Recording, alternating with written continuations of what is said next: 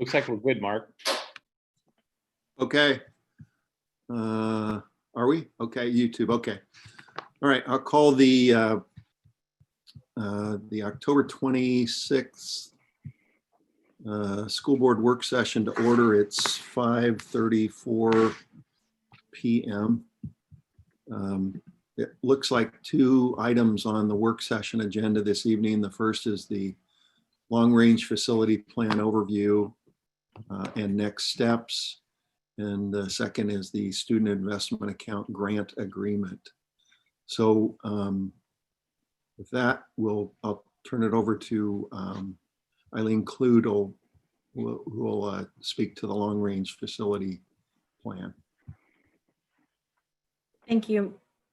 Tonight I have a few slides for you guys to start talking about what the long-range facility plan update is considering this year, and what is going to cause us to update our long-range facility plan, and what questions we kind of have to ask ourselves to see how big that update needs to be. So tonight a few of our board members are new and they weren't part of the 2017 long-range facilities plan. So to take a quick moment to talk briefly about what the plan is and what the results from the last one were, and then we'll move on to kind of questions that we have going into updating the new one. The objective of the long-range facility plan is really to provide us a strategic framework to manage our facilities and look at over time what that capacity needs to be and our facilities need to look like. So do we need to add a building to be able to accommodate growth or make program changes, those types of things. So it really gives us guidance on how to move forward with our facility planning. Our last process was done April 28th, 2017. In the slide deck that I shared with everybody this afternoon, it has a link there to the last long-range facility plan. So if you want to look and dive deeper into it, it's there for you. It really looks at, the long-range facility plan looks at three big components. So our current facility conditions. Do we need to make a lot of major upgrades? The current educational program. So how do we have our buildings distributed? K4, 5, 6, 9, 12, those kind of things. Do we have pre-K?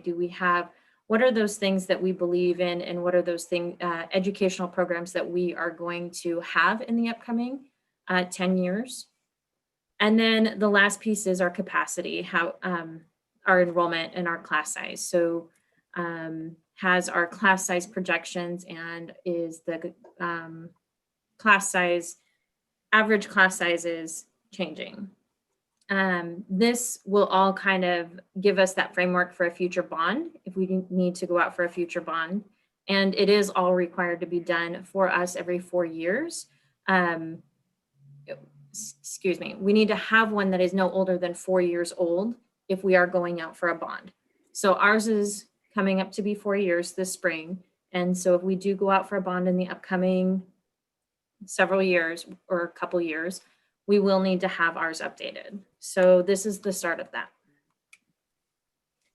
The last long-range facilities planning committee met and came up with 3 scenarios, a scenario A, B, and C. Most of it was consistent across the board between what the priorities were between those 3 scenarios. And in the outcome of all of the community outreach and everything that we had done at that time, scenario C kind of popped out to everybody as this is what we really need.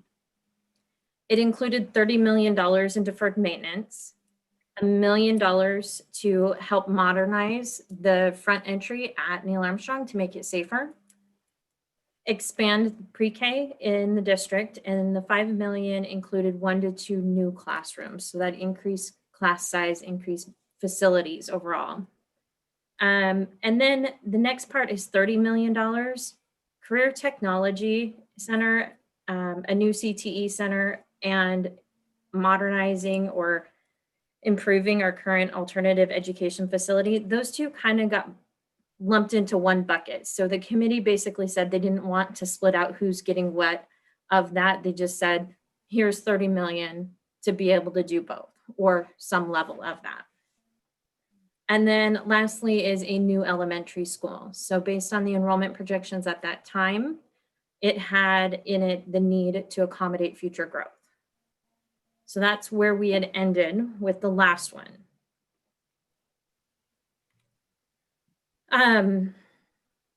Updating the bond or going for another bond, there is kind of an opportunity to go out based on our current tax structure. This is a report from 2017 when we did that last bond. And basically what it shows is in 2021 to 2022, we have a big, we have a big drop in our tax rate for our community. And so that's kind of the opportunity. That's the time that you would want to consider going out for another bond if we are going to. The challenge if we wait till 2023, 24, 25, our taxpayers would see a significant drop in their tax rate. And then it becomes harder to bring that back up to what it was. So it's more for consistency. So that's why we look at where are those big drops, where they drop to be able to go out for another bond and kind of fill the gap. So that's what we're looking at right now is updating the long-range facility plan to see if there is a need to fill that gap. If there's a need. So updating the plan, there's a lot of things that go into it in those questions about enrollment, target class size, facilities, conditions. These are all things that we're looking at here at the district to find out how have these changed from 2017 and does it initiate a large enough impact to be able to do an update of the long range plan. A lot of these questions we're going to start to go over tonight to see what the board's feelings are, what your guys' priorities are to help give us those guiding principles moving into the update.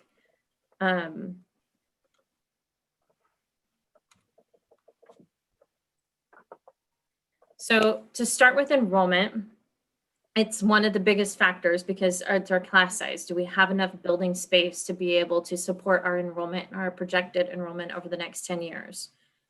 If you look at these lower, lighter lines, that green, blue, and purple that are kind of hidden in the background, that is the high, medium, and low projections from 2017. Those are the PSU enrollment projections that we use for the last update. You can see since 2017 to now, we've kind of had a dip in enrollment. We're not quite meeting the needs that were in that first study.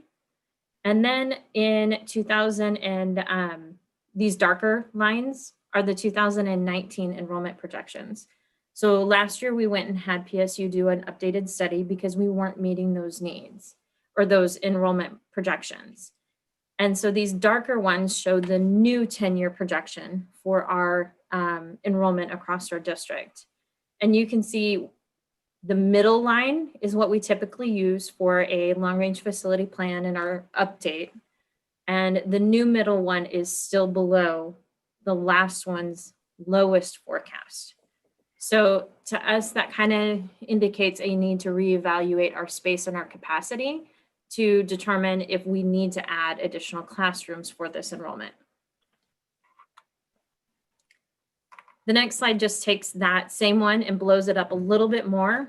And you can see this little red line here. That is the pre-COVID enrollment numbers for the Forest Grove School District.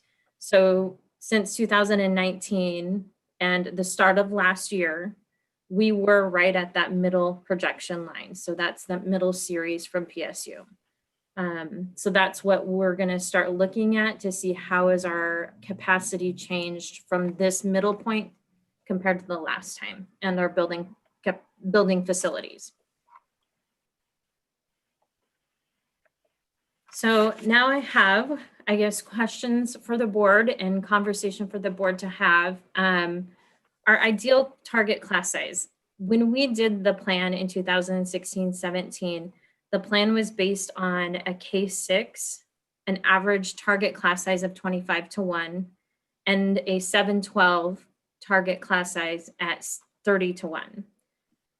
Remembering that the average or the targets that we're using aren't the lowest class size we would ever want in a building. We're not using 12 students per class in first grade, or I don't know what it is. But we're not using the lowest it could ever be in a classroom. We're using what is that based on our existing resources and the revenue we have and our potential facilities. What is that ideal class size? So is it 25:1 or is it 24:1? Is it 23:1? So that's a conversation that we would like the board to kind of give us guidance or conversation on, to be able to help support us in adjusting this long range facilities plan.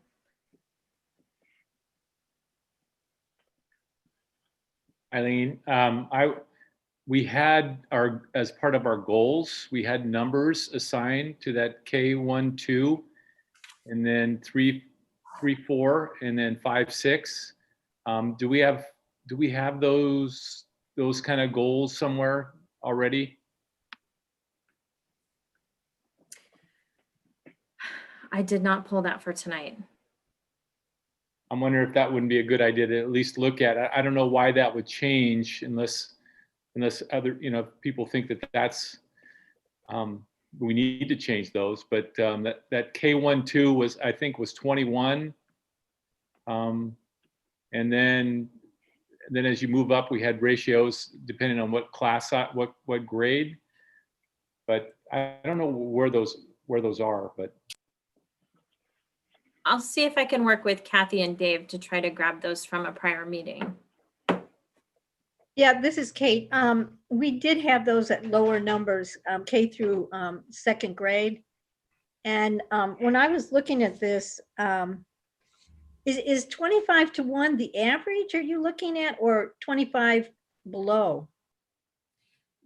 This would be average class size. Yeah, that's too high. And my feeling is, my feeling is that I guess it's in this, but pre-kinder and also availability of classrooms in our current buildings. But so if you put pre-K in, those might be designated a certain class size, like at Dilley right now. But I think 2021 is really important for that K through second. And I wouldn't want more than 25 up through sixth grade. And seventh and on, I think 30:1 is fine, but that would be my input. So this is exactly the kind of conversations we want to have. Now, these numbers that you're seeing on the screen, that's what was recommended last time. So what we're really trying to get at is kind of what Brad just was, hey, we had a set of goals. Those are still good for us, or maybe they're not. And so those are the kind of, we can get that data and bring it back, but that's kind of the conversation we wanted to have right now, is kind of where is the board leaning on some of these ideas? You're going to see what was in the last plan. Right, and I don't think that the board, in my opinion, the board we haven't changed since we started, since we were elected, basically, with focusing on that K2, keeping those numbers down to 2021. And I forgot what the average was. It was 23 or 24 K4. I can't remember exactly, but and then the 30:1 at the upper grades we had discussions about. I think we need to be real clear about what our expectations are for 5 and 6 now, since, and when we participated in 2017, I participated as a staff. And one of the things I think there needs to be a discussion about is one of the push was for larger elementary schools. And I think that maybe at some point we need to discuss the size of our elementary school buildings to try to think about what would be best for kids in terms of a good learning environment. And maybe we could look at what's happening at Joseph Gale as compared to what's happening at Dilley or Cornelius or Echo Shaw, But just seems to me when we had this discussion, we were talking about an elementary school between 500 and 600 kids. I would lean, personally, I would lean further to the smaller elementary building, just because I think it's a little more, it's just a little more intimate in terms of learning. I don't know how the rest of you feel. This is Narcy. Are the numbers declining a little bit there, Eileen? Is that what I saw? Correct. The enrollment has declined a little bit over the last few years. And I noticed that there was, I mean, this is prior to me coming, there was a new school being implemented. Was there a conversation about any of the current schools that are that might be aging, that might need repair or adding to it? Just wondering. No, that's a great question. In the last long-range facility planning process, there was a lot of conversation that was around all of our current facilities and their age compared to what the total deferred maintenance is. So that replacement value and just timing over, like we did a multi-year, multi-bond, 10, 20, 30-year projection of if we did a bond every 10 years, this is what the process or the plan would be for replacement of certain buildings based on their age and kind of where we were. So it was a balance of replacing and accommodating for enrollment.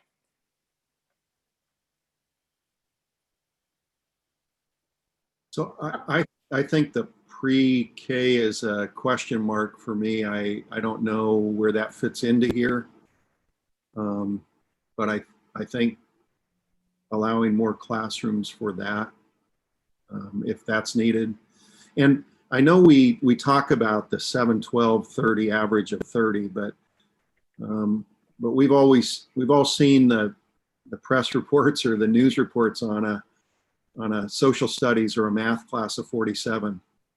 And so I don't know how to say it, but that's too big for a 7-12 class.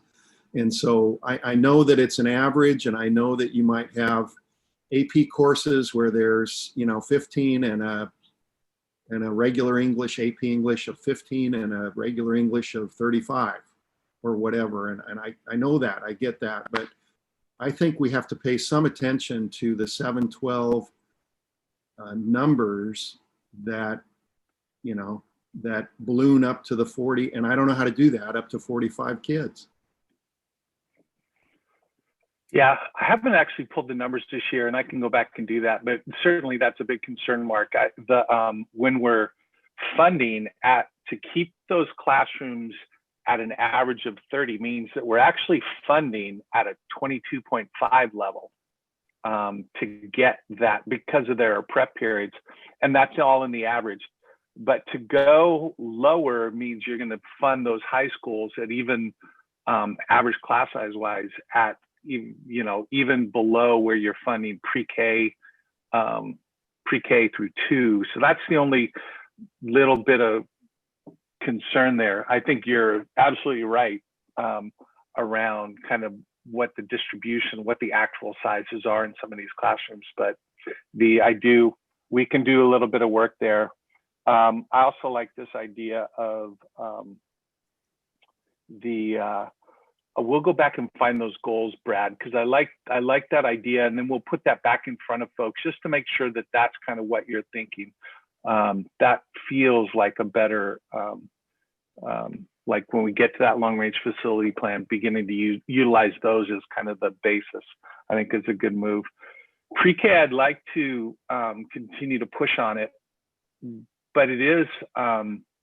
There's funding issue. I mean, there's a bunch of issues with it. I'm not sure exactly how I know it's a priority of this governor. So, I mean, there's probably going to continue to be some expansion there. I just don't know at what speed that's going to happen yet. Dave, wasn't the School Success Act some money for preschool? Yeah, we can utilize, there is SIA that is definitely a goal that we could utilize some of that money for. There was a second piece of it. There was a second bucket of money that was kind of focused on that. but we could still utilize. We were funded an extra pre-K this year, and so we opened another section of pre-K at Fern Hill. So we're continuing to move. The other, Oh, go ahead. the other question I had was, I was curious, Tom McCall, I believe, I could be wrong about this, that they're one of the very few schools that have a 5-6 separate group of kids. I mean, most of them, they go through K through 6 like Hillsborough and that.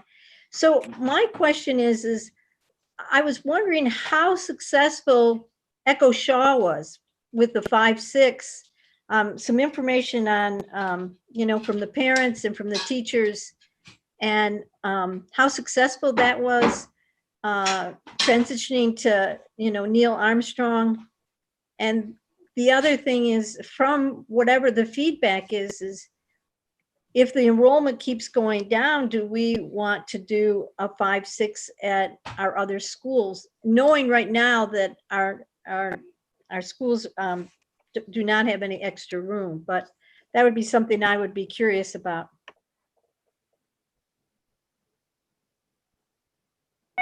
So what you're asking, Kate, is to do a study on realignment. Is that what you're saying? Yeah, I think when you're talking about facilities, we're talking about, how is it working, And I guess the question for me is if the enrollment is going down, and that seems to be the facility trend that the university, Portland State has done, I'm always thinking about those kids at the alternative school. And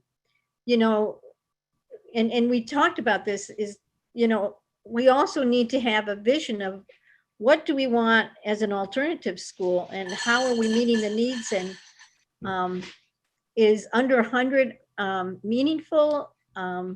So, that also I think has to be, I think we have to have some answers in what is the vision for the alternative school?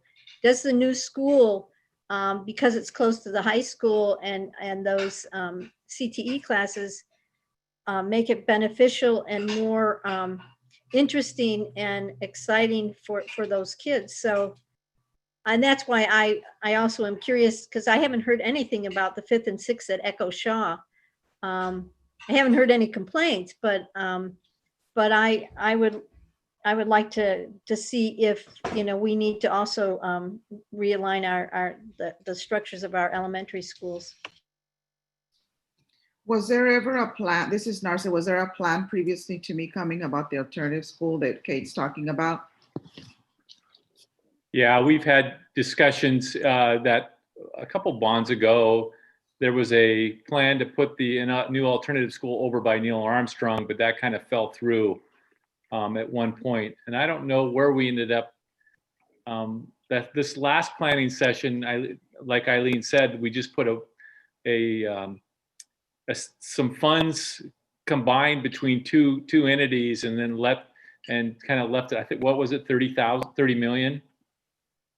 Yeah, and left it up to the district to decide how at that point. Is there a time when we have to decide all this, Eileen? We are already starting on trying to figure out how large the scope of this update needs to be. So a lot of this is kind of the driving factors. Right now, I think for tonight, we're just looking for a broad guidance, not like specific, the program needs to look like X. We need to have an alternative center for, 100 students, and it needs to, so we're just looking at what is your priority. So we can look at, do we need to reevaluate the ones built into the last one? This slide, the target class size, I guess, just to kind of wrap back around, all of these things, we have a lot of needs across the district. And anytime we decrease class size and add programs, you're needing to add capacity to the buildings. So there's a lot going on. And so to have a lot of priorities, there's, how do I say this? There's a balance between the size of your bond and what you can actually pass and what you can fund to putting these goals into place. So saying that we're going to do all of it and fund all of it isn't necessarily realistic. So we're trying to figure out what is realistic based on our funding levels and what we can fund on an ongoing basis. So every year, how many FTE can we have? Can we be able to, are we going to get the funding for pre-K across the district? Or are we going to get pre-K for a part of it? And so building in those components into this long-range facility plan, so I just want to bring us back a little bit, and we're kind of just looking for like globally, what is our goal and what is our priority? So then we can take some of these things, we can continue to have conversations, but we can continue to take some of these to the long range facilities planning committee and start that update. So yeah, I do have a couple of slides on alt center or our alternative and the pre-K and stuff. So we'll continue to talk about some of that stuff tonight too. Okay. The next slide is just our facilities conditions. Right now we do have maintenance. I'm working with maintenance on updating the whole deferred maintenance list and what our facilities conditions are, what improvements we put into place over the last several years versus what new things have come up. So just so you guys are aware, we are working on that, and that $30 million deferred maintenance number is going to be updated, and that will also be built into this process. Pre-K. Yeah, So, Eileen, go ahead. is that deferred maintenance number going to go up or going to go down? It's most likely going to go up.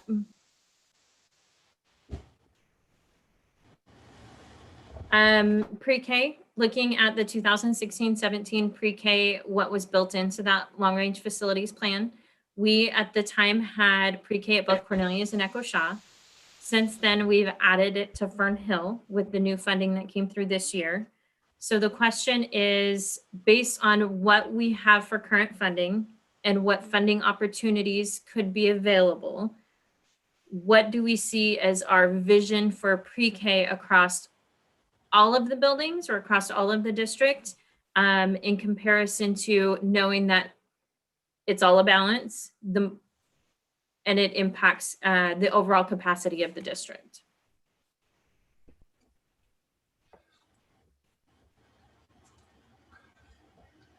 Well, I'll jump in because I think we should have it throughout the district. The research says that, you know, pre-kinder is a real target for kids graduating from high school. You know, if the governor, you know, that's her commitment and student success money, I think the issue is, we all know that it's beneficial for kids is the building capacity. And one of the things I mentioned before, and I'm repeating myself, but in Pendleton, they took an elementary building, and I know this might not be very popular, but it's just a thought. And they moved one building. They went and moved pre-kinder through first grade in a building, in one building. The advantage was that they had, you know, the resources, you know, the specialists all in that building, and it worked out well. But, you know, it would be a huge shift from what we're doing. And also, you know, parents like their neighborhood schools and want their kids to go in it. But for me, I think that we should try to have pre-kinder in every building and find all the grants and resources we can get to do so. I would too support pre-K in as many buildings as possible. The other piece of that is I would want to know how we would fund it and maintain it. I know that there's grants out there, and you know, grants come and go, but I would want to know at some type of what the budget would look like, forecast for the next, I don't know, at least 3 years out, to know that we can afford pre-K in each building to kind of drive that movement, I think. I would also be curious on the need and want how many families would utilize it, and then based on that, decide how many elementary schools we put it in. That's a good point. Currently, we're waiting lists at all of the buildings. I'm not sure where we're at with Fern Hill though. So, I mean, that's an interesting question about kind of where do we hit kind of do we hit a saturation?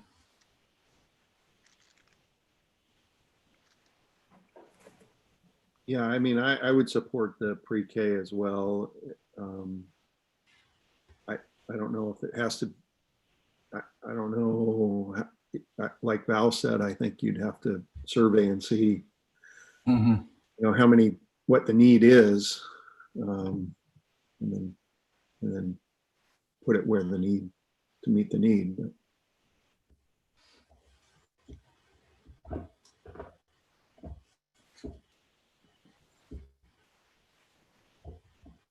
Thank you.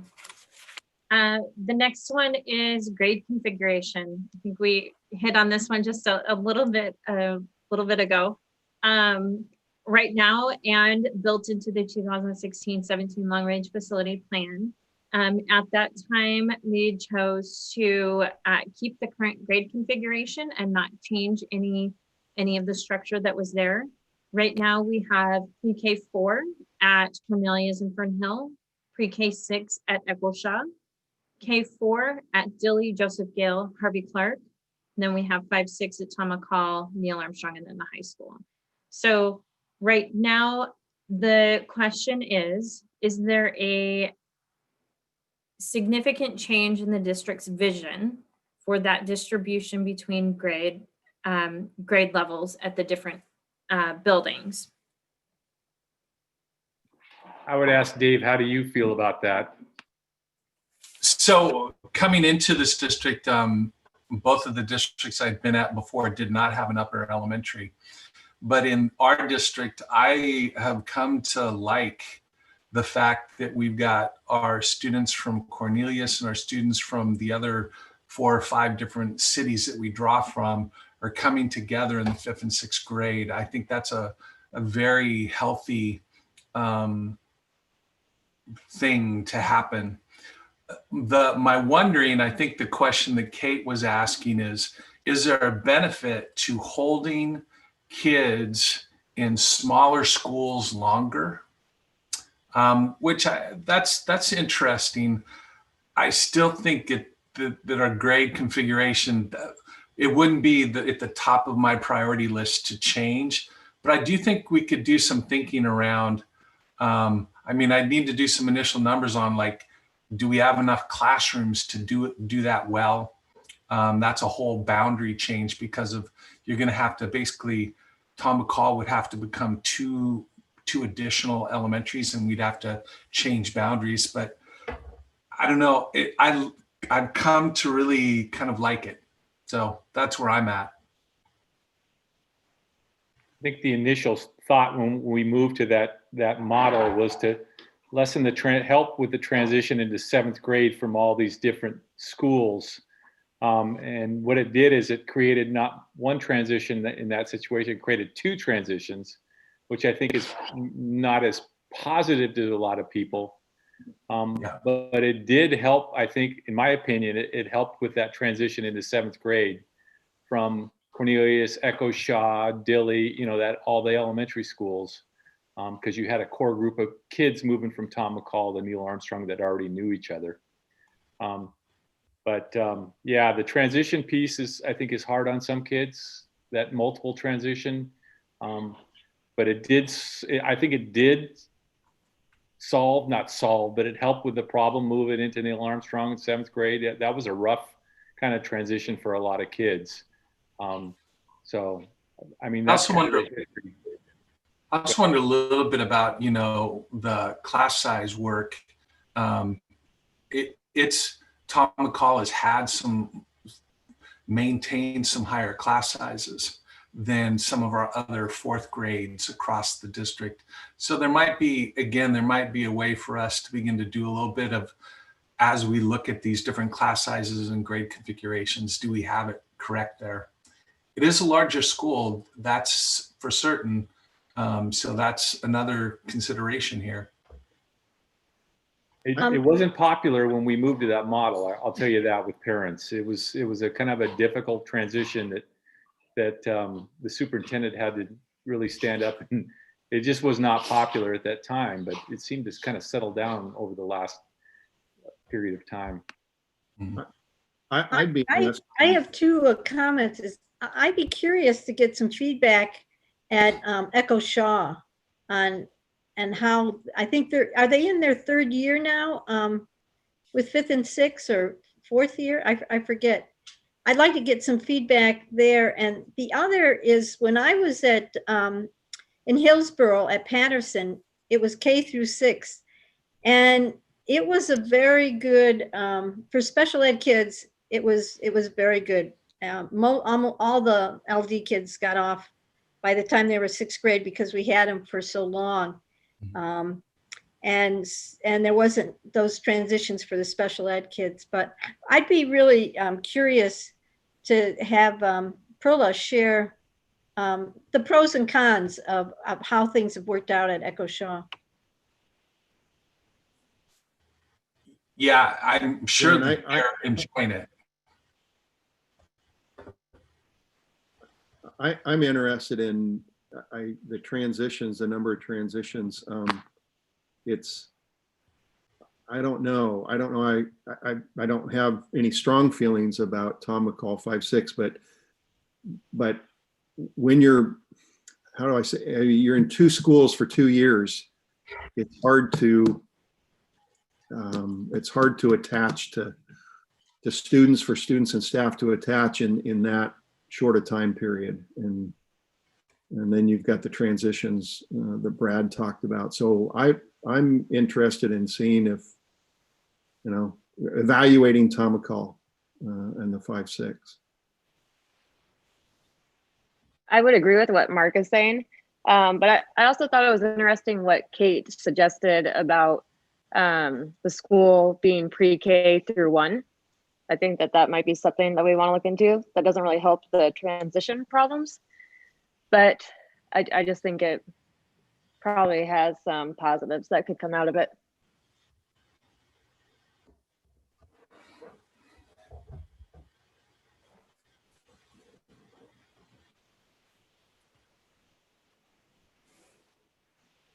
Okay.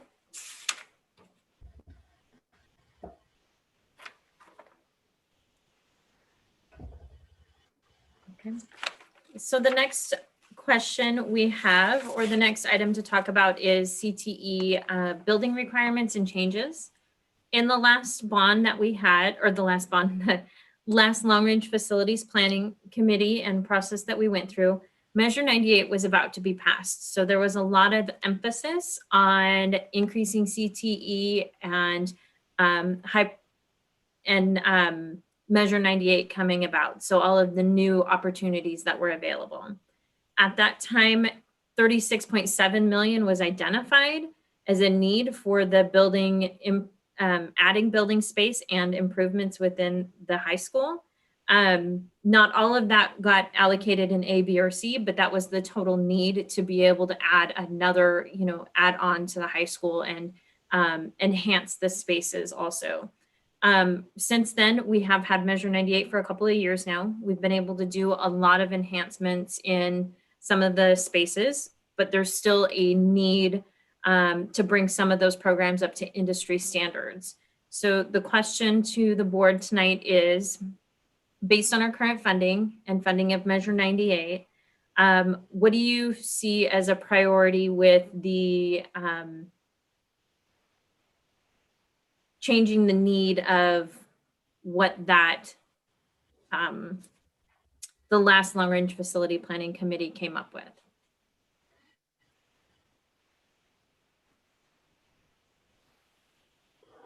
I guess I would want information from the high school staff to hear what they have right now, because it's a lot more than they had at the time from 2017 when we were having this discussion last time. So whatever the current reality is for them, it would be nice to know, I mean, what is it they see for that next step? And is it something that would need to be a part of a bond like this? And would it be a priority over class size? Or so there'd be a lot of question based on what's going on right now. Mhm.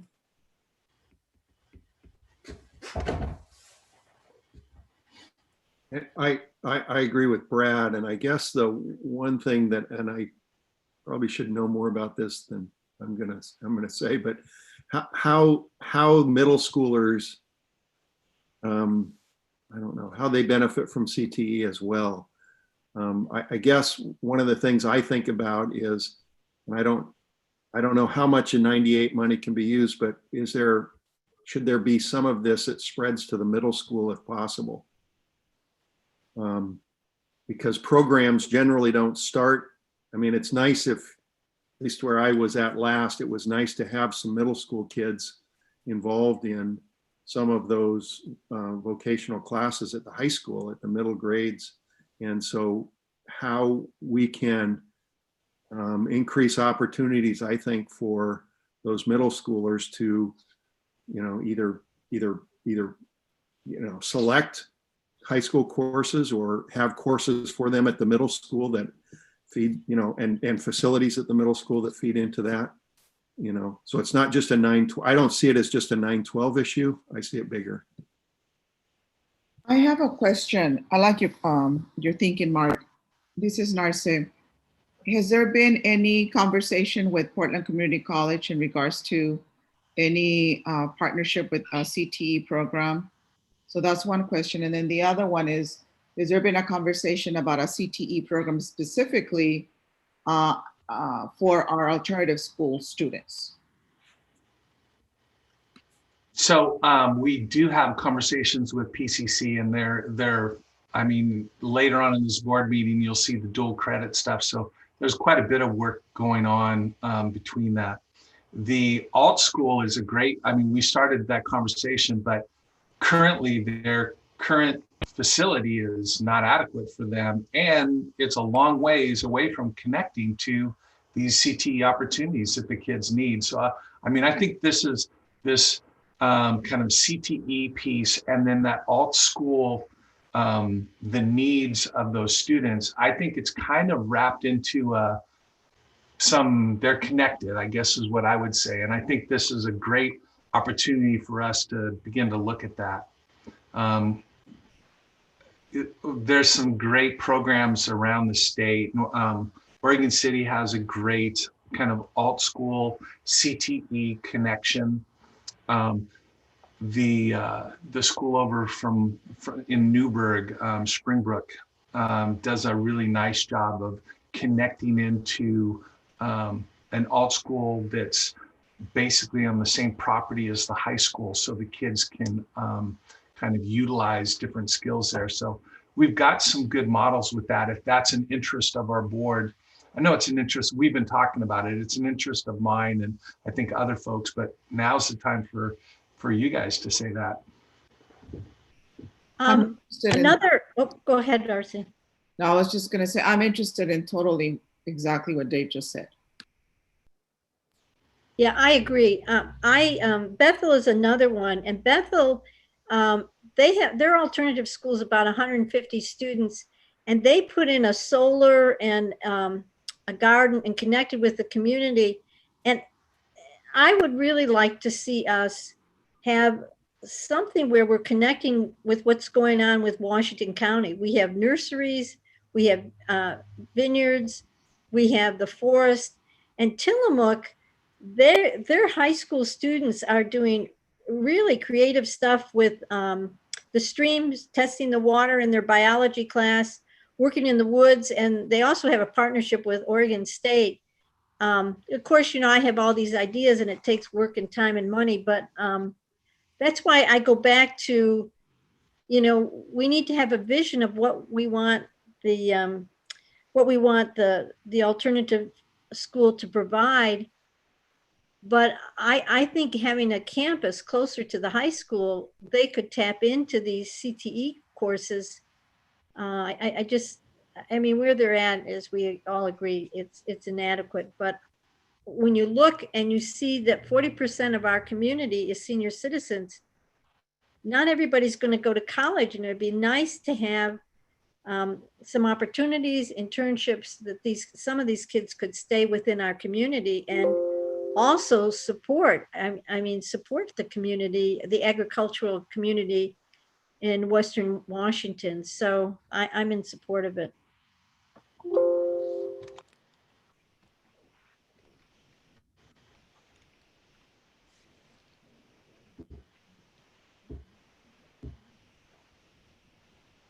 Speaking on the same lines, the Alt Center, in the last long range facilities plan, there was $4 million set aside for enhancements over there. Any further information the board wanted to share on the priorities or changing of priorities regarding the Alt Center? Yeah, do we think that enhancing it is going to be sufficient? Or do we think that we probably need to build something or find a different solution to that?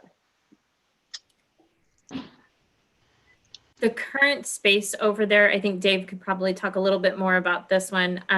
Just, it's really small. It's not, it's in an old warehouse. Right now we're having to have a contract with the Armory to be able to provide space for them to have PE. It really isn't a very good space. And if we wanted to expand it to more students, there just isn't the capacity at that location. Yeah, and we would also like to be able to offer some of the CTE offerings that we were just talking about to the alternative school as well. So for me, it sounds like where they're at right now is not working, and a facility enhancement's not good enough. I think there's a safety issue too. Crossing 47, it's isolated, but the safety of trying to cross, even if you're in a car on 47, I've been very concerned about that.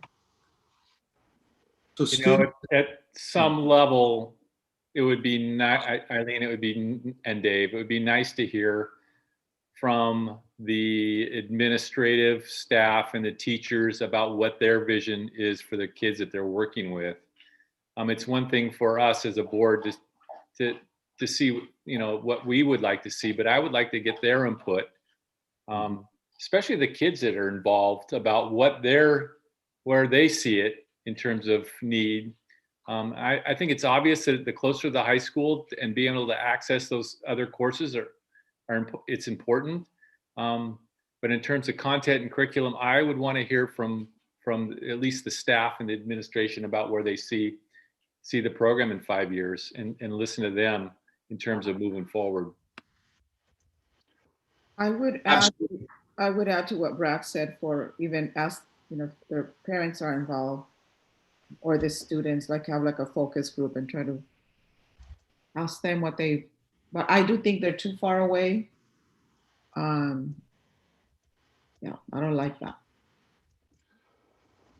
I hear a general consensus here, so we can absolutely bring some folks together and start talking about what this might look like down the road by bringing kids together and staff, and we've got training, long range facilities folks. So I like this idea. So Dave, currently those students at the alt facility now, they're not bused, they're not transported to the high school for any coursework then? No, there's some busing, I believe. There is, okay. So are they accessing some, you know what I mean, some of these CT classes, or? Yes, I just think it's hard.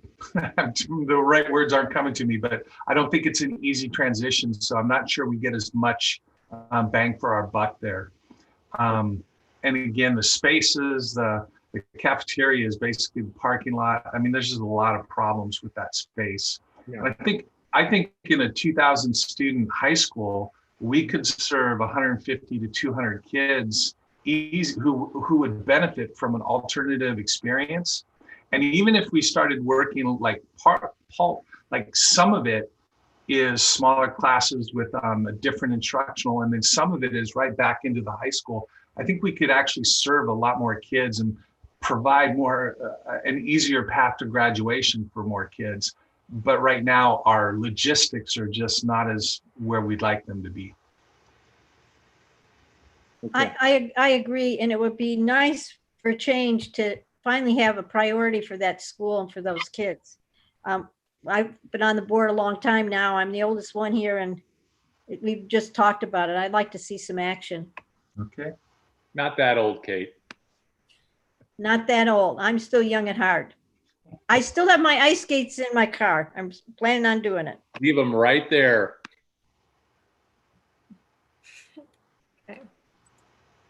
Okay. The last item we have tonight is state requirements and changing in PE requirements. So right now we are currently, when we're in person in school, it looks like we're doing 120 minutes for K6 is what we're meeting. But by the end of by 2022, 2023, the PE minutes is supposed to go up to 225 minutes. What that does to meet that is increases the need of both FTE and facilities. So enough space to be able to have multiple classes in gyms or multiple classes having PE. So it impacts both of those components. Tonight we had really the question to the board is, what is the board's, and I'll have Dave and John help me with this one because I'm not very. So I'm not sure this is my highest priority, and I'm curious about where the board's at because of we have other things that we have to get to, and this is important. I want kids active, but some of this means doubling up PE teachers, doubling up PE spaces, like building new PE spaces. And so my question I think all the districts are really struggling with, like, how do we begin to get to this place? And where does it sit on your priority list? Because of, we're not going to be able to make everything work here.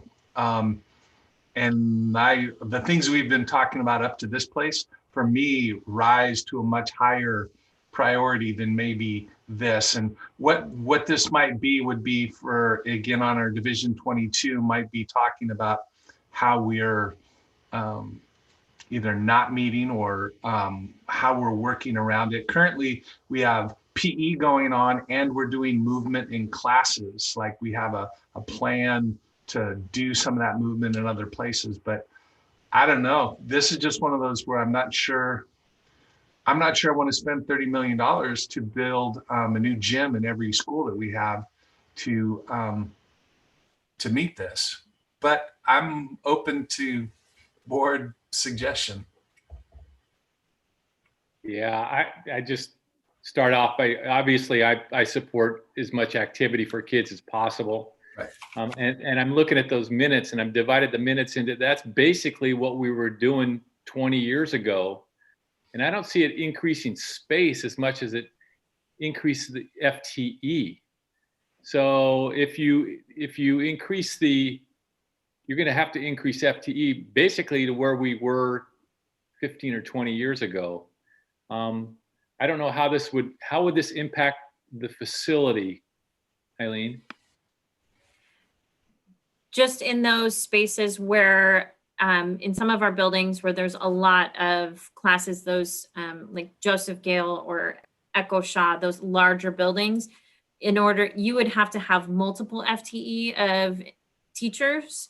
And so you would have to have multiple classes going on at the same time or different spaces for those if they couldn't be in the same space. So it would create a need for additional space.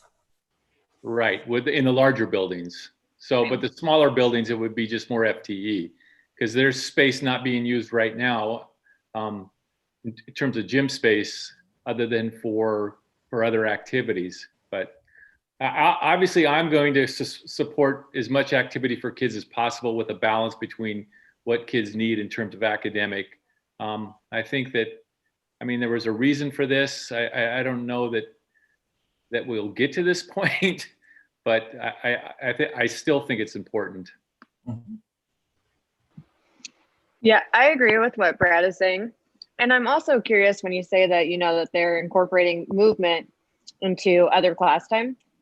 I just don't really see how that can feasibly happen when, you know, they don't even have time to teach the health. We had to get a packet and they still don't really have time to do that. They're mostly sending it home.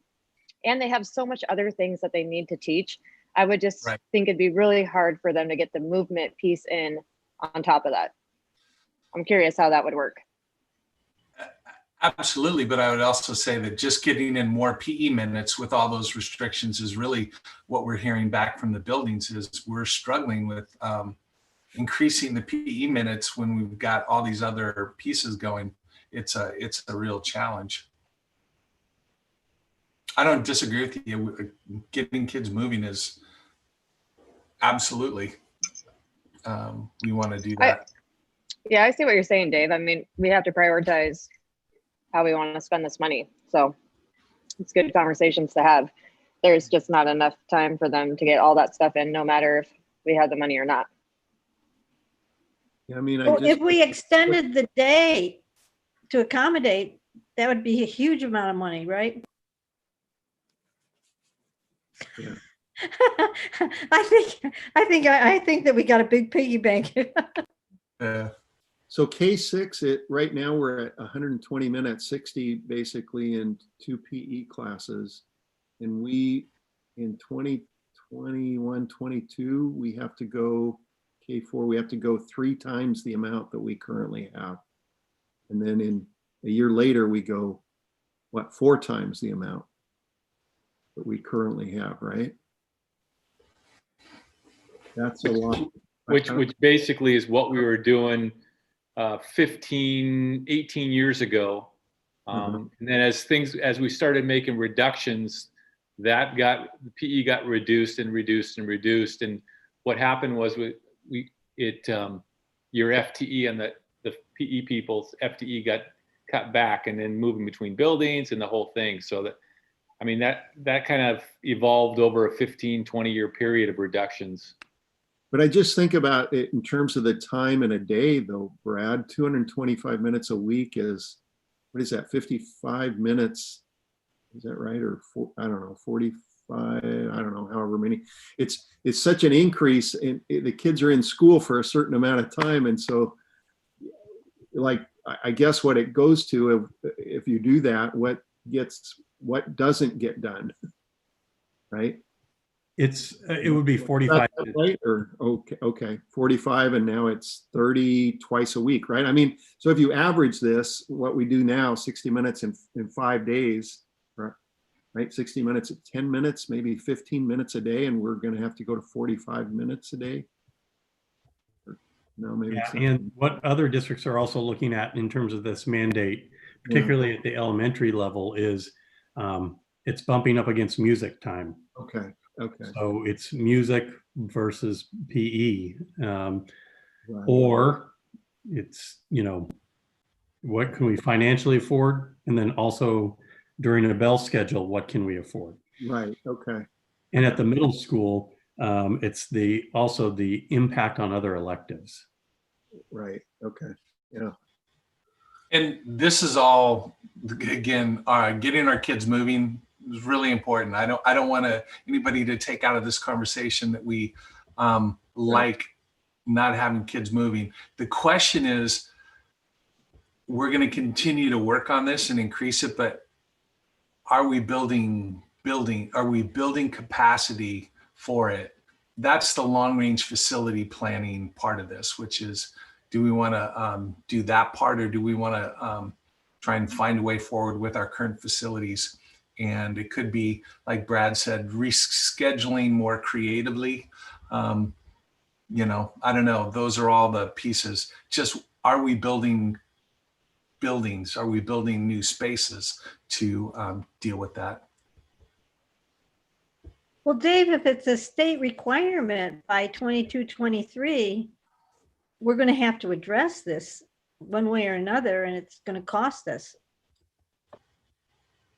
Yes, I would say there are other elements that are in Division 22 that folks haven't been able to do for 10 years because of funding and the rest. And I'm thinking, you know, the counseling loads being at 250, you know, there's some other pieces here that we continue to do our best at. I don't know if this is that. It's just that I know that as we're building this bond package, there's a bunch of things that for me would be a higher priority right now than this piece. We still have to continue to make progress towards it.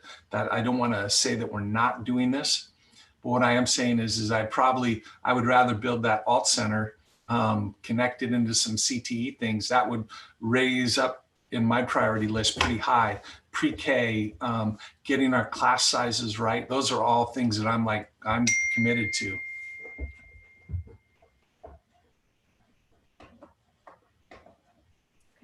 Okay. So thank you guys for the conversation tonight. I really appreciate knowing and getting a start on what this long range facilities plan is going to look like, the update and the process. So we have a lot to come back with more information to you guys and a lot to go kind of dig into. So we will start getting started on that and then start bringing information back to you guys. Any further questions you have from us before we move forward? I have just one. Sorry, Eileen. Go ahead. When Dave was talking, I was just thinking and running some numbers. What would it look like as we move through that whole PE thing in terms of space-wise? What are we talking about? Because I don't know that the space has changed much over the years, but that number of classes that we're serving went way down. I would want to know if we move to say that 2 years from now, what that number would be. How would that impact space? My guess, 150 minutes, say 180. I don't think it would impact space in terms of the long range plan. I think that maybe when we got to the 220 minutes, if we ever did, it might impact space. But we have two gyms over at Tom McCall. It was set up for that. We have a facility at Neil Armstrong that was set up for that class size. So I don't know that it would really impact. I mean, whatever we decide to do as a programmatic kind of thing, I think that's one thing. But I would just ask the question: would it impact? I like that idea. Let's we'll put a little brain power behind this and take a look and kind of see what it would look like. Yep.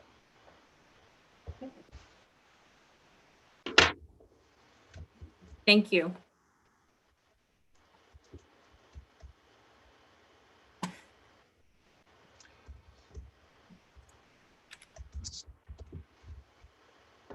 You're on mute, Mark, but my part, I think I can run over my part of it when we get to the action item. There's not a whole lot to it. So why don't we just delay mine to the main board meeting? I think we can transition there and get going. Okay, so with that, we'll close the work session for this evening, and I guess it's closed at 6:37 p.m.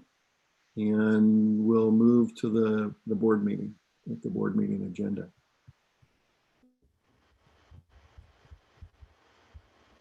Let me get it up here.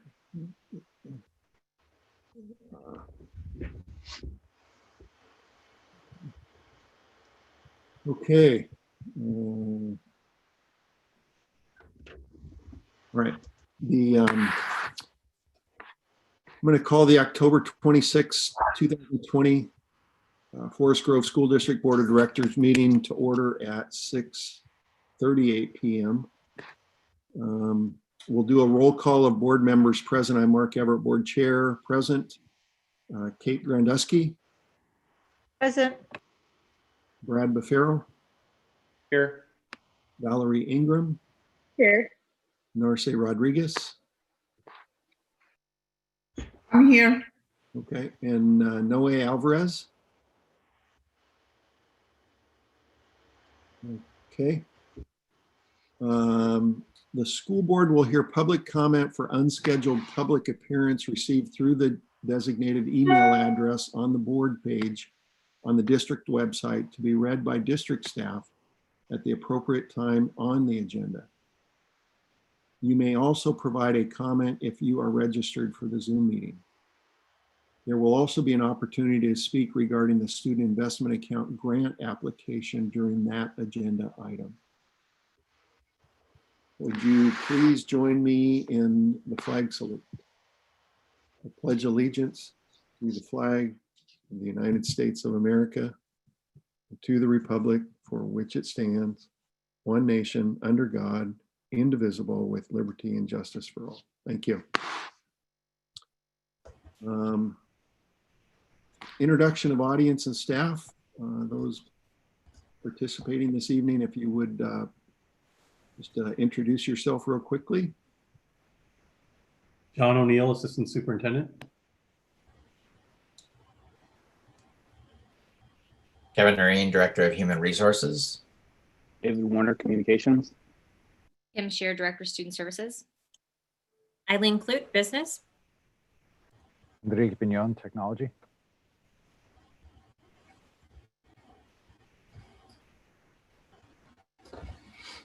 Okay, thank you, everybody. Approval of tonight's agenda is next. Can I get a motion to approve the agenda for this evening's meeting? I move to approve the agenda for tonight's meeting. I second. Thank you. Any discussion about that before we call for the vote? Okay, hearing none, we'll call for the vote on approving the agenda for this evening. Valerie? Yes. Narce? Yes. Kate? Yes. And Brad? Yes. And I'm a yes as well, so that motion carries. Let's see, next portion of the meeting is correspondence celebrations. I just want to check again. Noe is not present, is that right? Maybe Kathy? Yeah, I actually touched base with him at the end of the week and he apologized. He's been filling in while his boss is on vacation. So he's working tonight, but he thinks he'll be back in November and be able to attend. So I'll check in with him again. We talked about maybe having him type something up and send it in if he can't attend. But right now, I think between school and everything else and work, he's just trying to make everything work. So I told him we would check in with him next week and help him get things situated. Okay, I completely understand. Thank you. So, okay, well, Mr. Parker, you've got a number of items here. I'll let you, correspondence and calendar notes, recognition, and superintendent report. I'll just turn it over to you here. Perfect, thank you. Wanted to start tonight with some notes about our unified sports. Our unified youth leadership team has created a virtual event for students and staff to encourage us to stay unified during the pandemic. From this week, October 26th to the 30th will be Unity Week, where we will be doing something new every day to stay unified. Monday, there was Polar Plunge, wear blue and sign up for a Polar Plunge 221. Tuesday, tomorrow, movie lunch party, wear your pajamas and join us for a movie over Zoom at lunch. Wednesday, Unified Challenge, wear your unified gear and create a poster with why you chose to include. Thursday, Respect Day, wear red for respect and sign our virtual respect pledge. And then Friday is Costume Day, wear your holiday costume and trick or treat at home. For more information, contact Jill Carey. I also wanted to talk just a little bit about some metrics. Our metrics that we're using to determine whether we're going to be in school or whether we're going to be in CDL continue to go in a direction that we're not liking. over the last 4 weeks, we were at 37, then we went to 42, 46, and 49 on the 11th. I'm hearing, I haven't got the official notice, but I'm hearing we're up above like 52 this week. So I just wanted to make sure that I keep you informed that those metrics are continuing to kind of go in a different direction. What I'm also hearing is the governor is working on revising those metrics. And what I'm hearing is that the new metrics are going to be wider. They're going to be looser. They're going to be relaxed. I still don't have the specifics, but we're already starting to try and get organized to deal with more changes coming from the state. As soon as I know what those are, I will definitely get those out to us. We're meeting a little bit later this week with a committee to kind of make some decisions to bring a recommendation back to the board. And I know, again, this is kind of the important things in trying to make that decision about when we transition back to hybrid. So that's all playing out in front of us in real time. Parent survey, we pushed out a survey over the last 2 communications that we've had on Fridays. We've now got over 650 responses. At the next board meeting, I'll have David present out kind of what we're learning from our parents about how they're experiencing comprehensive distance learning and feeling about the fall. And then lastly, we had we had parent conferences last week, and we had a couple at the secondary level. Our NAMs in the high school were out. They're still working on figuring the actual attendance, but they used a software called Calendly, where the parents were scheduling with their teachers 10-minute conferences with them electronically. Some of our teachers ran out of appointment slots, and we're already starting to schedule those in the future. I think they were able to, when they did the scheduling, figure out when a parent needed translation. So they were able to organize translation for all of the conferences that needed it. I think, at least at the secondary level, feels like folks felt like this was a pretty useful way. Nobody had to wait in lines, and as a parent, basically you had 4 or 5 conferences of 10 minutes, like 40 minutes. They felt like it was, what I was hearing back so far is that like it was a pretty efficient process, and something that actually, when we get back into school, we may want to continue to do some aspect of this. So that's kind of what's going on in schools right now. And like I said, there's a lot going to come out in the next week and a half here around these metrics. So the things are going to be changing. And as soon as I know the specifics, I'll get those out to you. Thanks, Dave. Wait, can I say something real quick, Dave? Yep. I have a question. I'm kind of was wondering if I like how that conference went in some ways, but I'm wondering how equitable it was.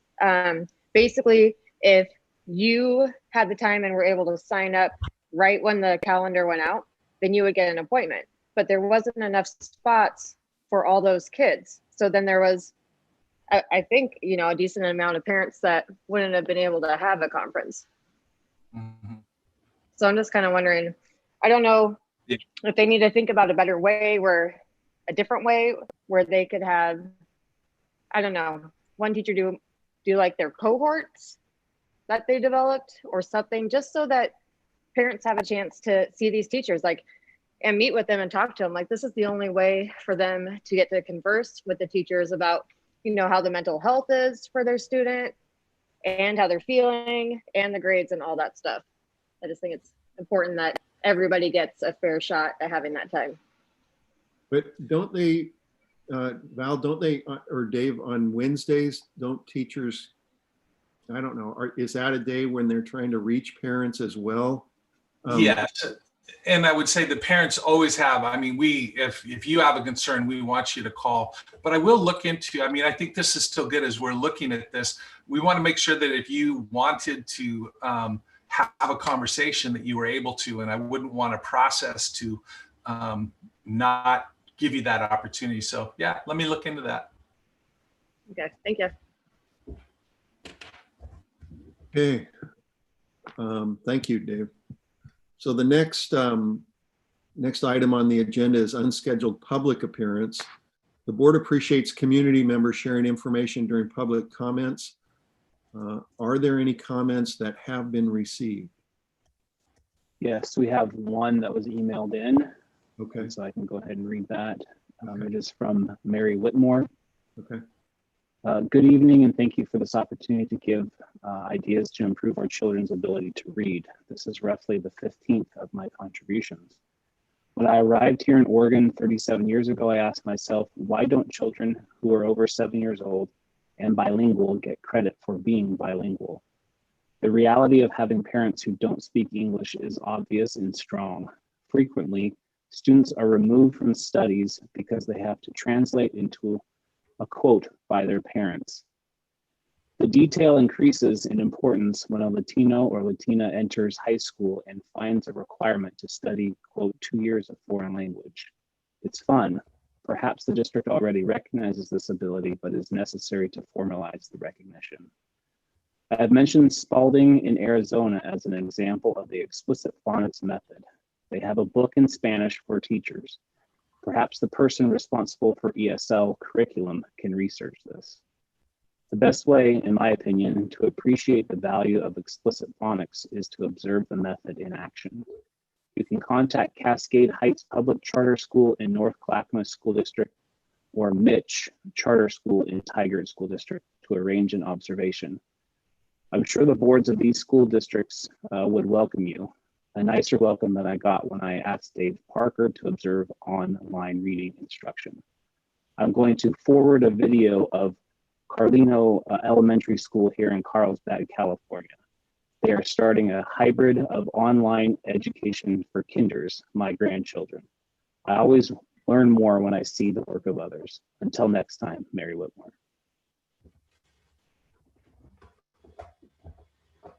Okay, thank you, Dave.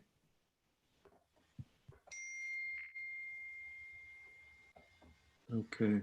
The next item on the agenda is the consent agenda. The consent agenda is made up of routine, non-controversial items to be voted on under one motion.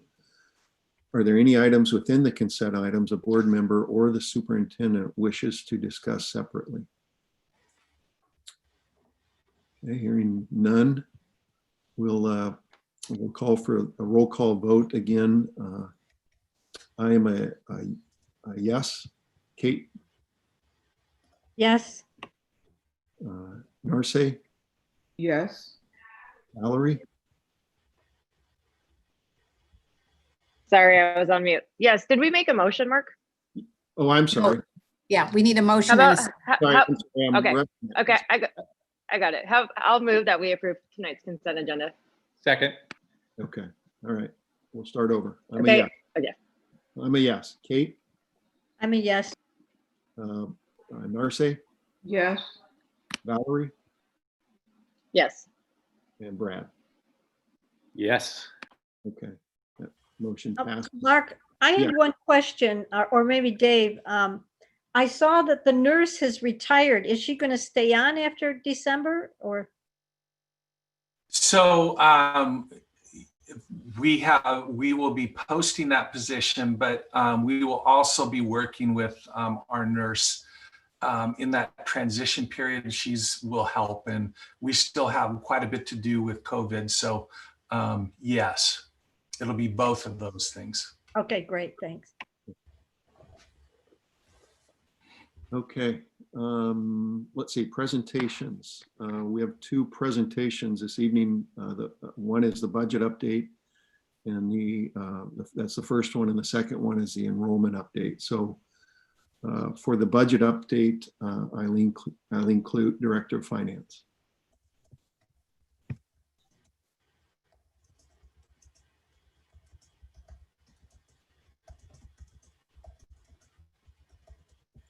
Eileen?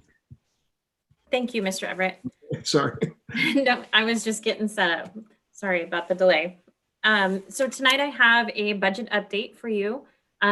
We will go over both the 1920 final appropriations and cash flow, and then the 2021 current cash flow and appropriations. And then I'm going to talk briefly about some other things that are going on that we're looking at and continuing to monitor. One is the current interest trends, enrollment and state funding challenges. We'll talk about updates in PERS interest rates or PERS rate changes, and then other considerations and challenges that we are seeing right now. So we have a lot to go over tonight with the financial update.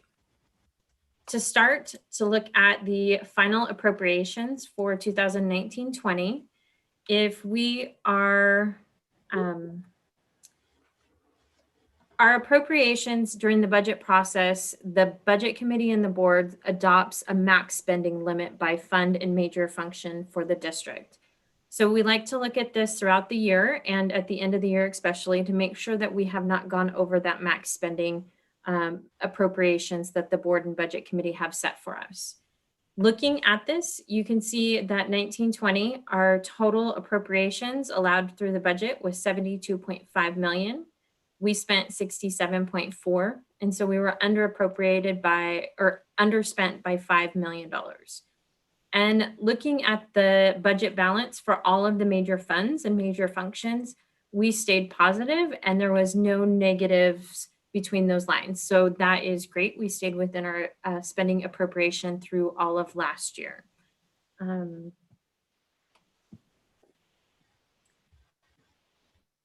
then to look at the general fund, more specifically, the cash flow. We did the last cash flow in May. It was done May 1st. So it was right before the budget was proposed to the budget committee. Looking at this, you can see 2 years of historical data, the 1920 budget, what we had actually came out with in 2019-20, and then that compared to the budget. And then also over to the right is the May 20 forecast that was built into the budget for our beginning fund balance and the variance. So tonight I'm just going to look at the May compared to where we actually ended. And we ended with $474,000 in more revenue than what we had projected back on May 1st. One of those is $178,000 for our local property taxes. That's the final year-end reconciliation of all of those property taxes. And then the second is the state school, or not the state school fund, but forest revenue. Forest revenue was the $304,000 for the increase in revenue. Last year, the year prior, we had a big surplus, a lot of forest revenue that came through. And so this last year we had anticipated less revenue because a lot of it came through right at the end of the year. This year, I wasn't anticipating it to come through right at June for a significant payment, and that actually came through. So forest revenue is really hard to budget. It can swing really large from one year to another. So that was our June payment that we received. And then if we're looking at expenditures, overall our expenditures were $1.2 million less than what we had planned in May. And most all of that is based on that Oregon Work Share program, the Friday furloughs that we were doing in the spring with the closure to help save funds. Just about 1.2 million was that, or 1.3 million was due to that Oregon Work Share program. So that's what saved funds during the closure and increased our fund balance. We ended at 15% of our ending fund balance as a percentage of spend, which is slightly up from the year prior at 14.7%. Did a quick review of what that might have looked like if we wouldn't have saved those, if we wouldn't have done that Oregon Work Share and wouldn't have saved 1.3 million, our ending fund balance would have been down around 12.8%. So it would have been lower than the last couple of years, but still higher than the budget.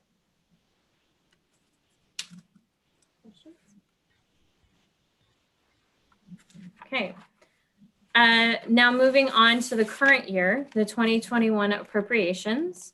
looking at where we are in comparison to what was adopted in the budget. To date, we've spent $12 million in our general fund, and we have $52 million encumbered, leaving 11.8 million not encumbered. It doesn't mean we're not going to spend it. This is just looking at a point in time. So all of our sub costs and anything that's not spent right now isn't in there. This is just what we have active POs for and active PAs for. So it just gives a picture. Overall, we look really good at that budget balance column. The one item I did want to point out to everybody is the enterprise and community, that 68,000, that's the Viking house. Typically we sell one Viking house in a year, and we did that already in July. And so throughout this year, we'll keep accruing the expenses, but at the end of the year, that'll move into an inventory account, and then it will go back to positive because we only record the expense once we sell the house. If we do end up selling this year's house before June 30th, we will have to come to the board and ask for an increase in expenditure to be able to account for the double sale of houses this year. But it all so far looks really good. It's the start of the school year, so we don't have anything major to report there.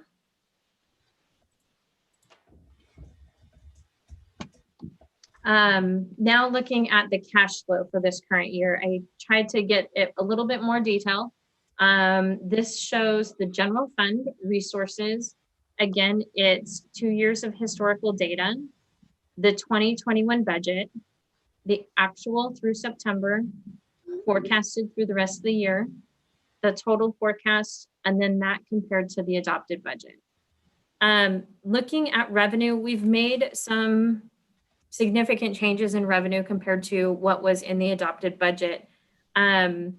Looking at this, the first one is interest. Right now, interest rates are dropping considerably. They've continued to drop since April.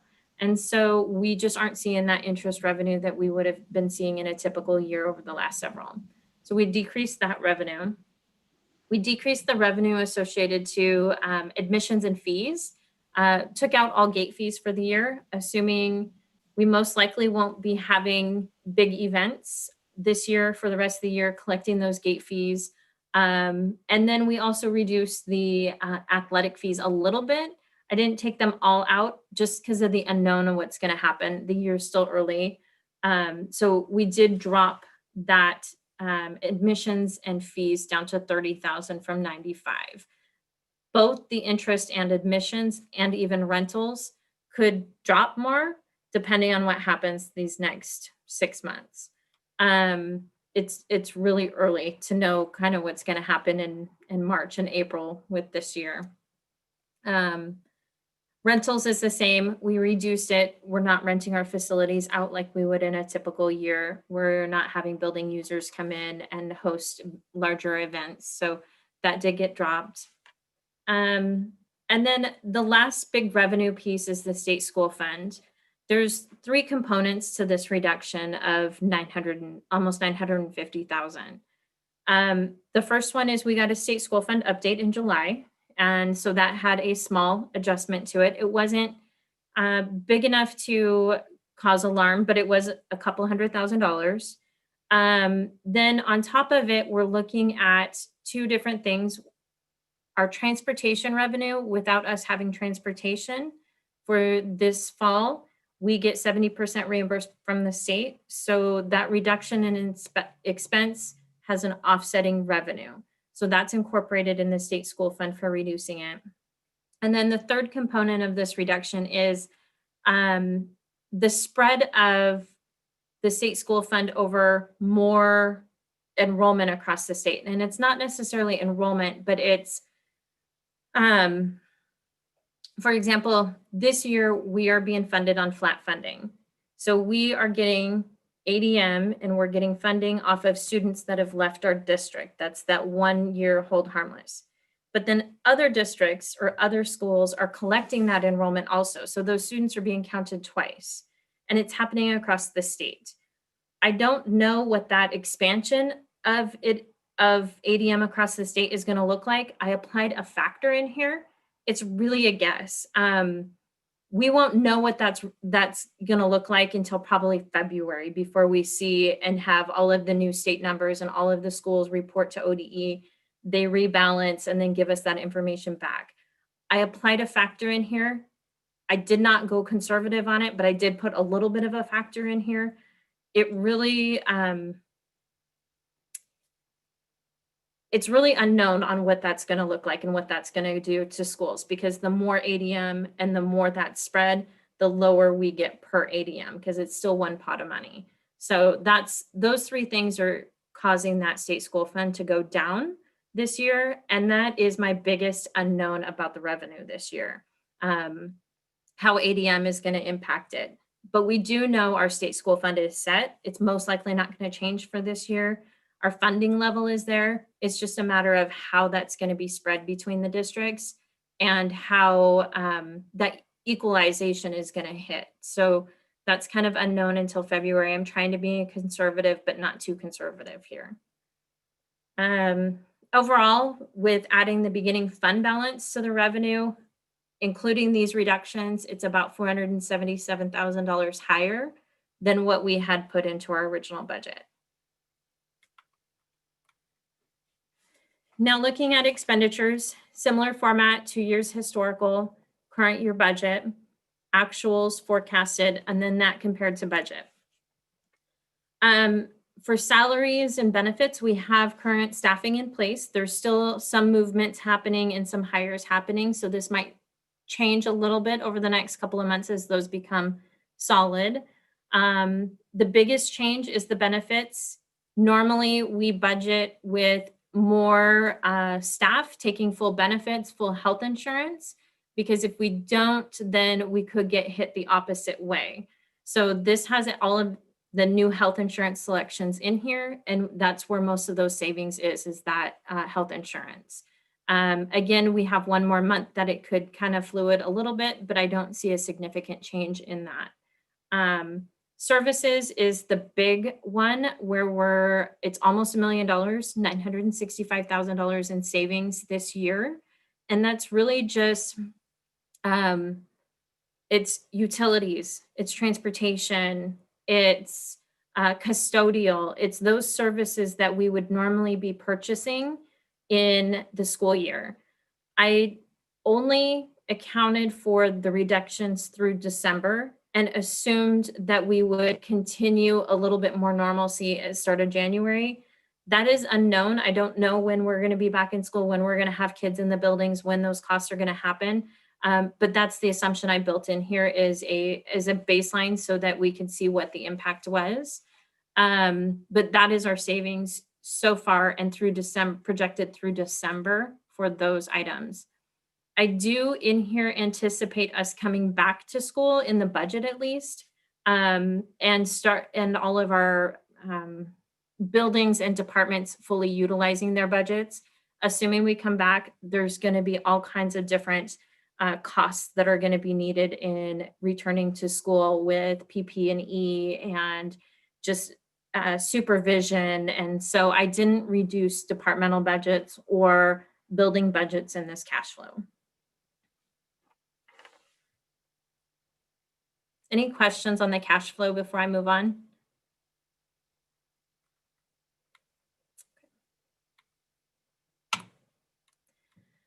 So look at the interest rate. I mentioned before, our interest rates really have been changing. You can see at the start of 2020, it was up over 2%. And since then, it has dropped. It just recently dropped last week down to a 0.75%. We haven't been there since early 2016 at that interest rate. So that's where you're seeing that reduction in interest. And I can only imagine it's going to stay between that 0.75% as it has way back historically. But we do still have, I don't see it going back up and generating the revenue it was generating last year and the year prior. The second component, or the second thing that I wanted to bring up about the cash flow, is enrollment. Our enrollment is the largest factor in our state school fund. We are we are funded based on the number of students in our district and those the demographics of those students. So we're really trying to monitor what our enrollment drop has been and then project what that loss is going to be. How much is going to be permanent? How much is going to be temporary? Over the next few weeks, we will really be looking at this by grade level, by building, and trying to determine what of this is really temporary and what we're going to gain back next year. So what enrollment is potentially lost permanently. Are there high school students, are there middle school students that have gone to an online option or another option that want to stay there permanently? It doesn't make sense to them to come back yet. Or, the kindergartners that we've lost, the 78 kindergartners here, how many of them do we potentially, most of them hopefully are going to come back next year. So those are conversations that we're going to have in the next few weeks. The start of December, the first couple of weeks of December, we have to report to ODE what our projection for enrollment is next year. And that's what they're going to base our initial state school fund estimates on. So trying to get the enrollment back is going to be priority one. And then 2 is going to be to try to budget this and estimate this as best as we can, to not be too conservative, but be realistic too. So we don't have a big swing in our state school fund estimates moving forward. That makes sense? Okay. Another view of the enrollment I wanted to show is just kind of where that is budget compared to actual for after the 14-day drop or 15-day drop. The October 15th or October 14th enrollment. But wanted to point out that Dilley has lost the most, Dilley and Harvey Clark. Dilley's down 13.4% of their enrollment and Harvey Clark's down 12.83% of their enrollment as compared to budget. Cornelia's is kind of a outlier. It really wouldn't be 9.8% loss, but in the budget I inflated it because there's a couple of developments going in. So I was anticipating seeing new enrollment. So this is kind of compounded because that new enrollment hasn't come yet and there's a little bit of a loss. So that 9% is not realistic at this point, but this does kind of show between the different areas where we had anticipated their enrollment to be compared to what we're seeing today.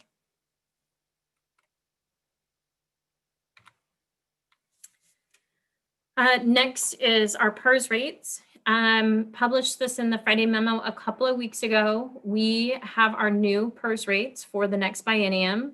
They were published here recently. We are dropping in our PERS rates. PERS is going from 24.2% of payroll to 19.1% of payroll. And then OPSRP is going from 18.75% of payroll down to 15.9% of payroll. These are significant drops compared to what we've been planning for the last several years. We've been, PERS rates are going to increase, they're going to increase, they're going to increase. But with the passage of SB 1049 last year, there was a few components in it. They re-amortized the UAL. They did the member IAP redirect, the employer paid contributions for retirees, and then the limit on the PERS subject salaries. So now all of those things are calculated into our new rates, and that's why the rates have gone down. A side note on this is we did do our side account last December. It was $3.5 million that we contributed to a new side account for our district. That alone impacted this rate by 0.69%. So if we wouldn't have done that, our PERS rates would have been up by about that. So you can see what that impact has been for us.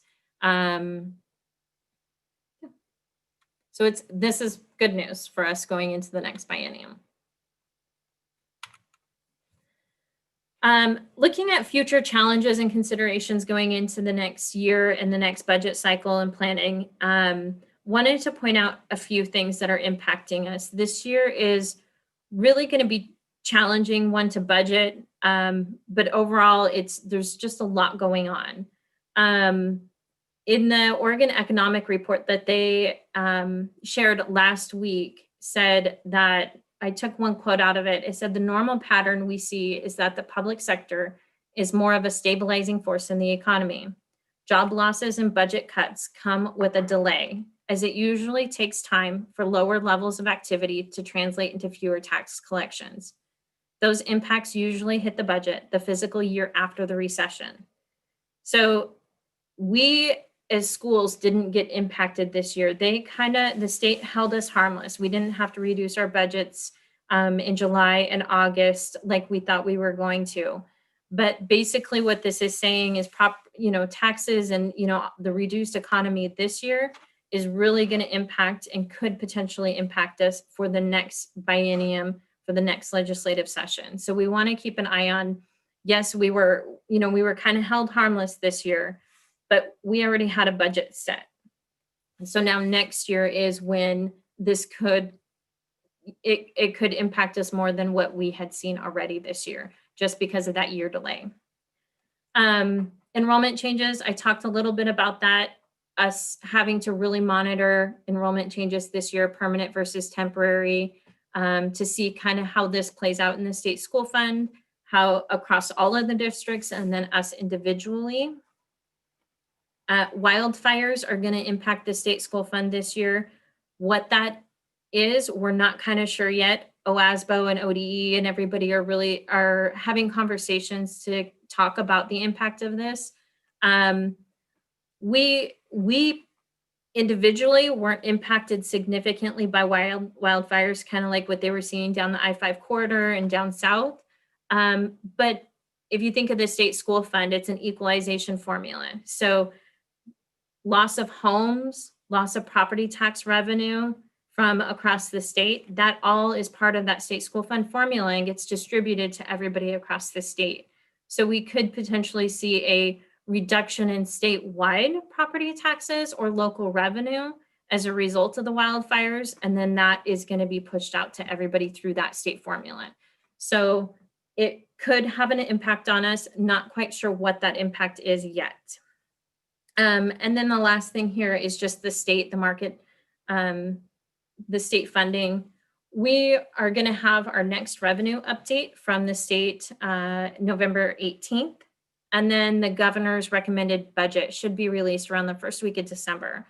Once we have her recommended budget the first week of December, we'll have a little bit more guidance on that starting of the budget process going in and what our starting point is in this next legislative session and where we need to go.